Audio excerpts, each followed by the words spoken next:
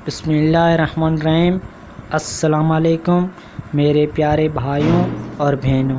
इंशाअल्लाह आज मैं आपको खौफ दूर करने के लिए कुरानी वजीफ़ा दिखाऊंगा।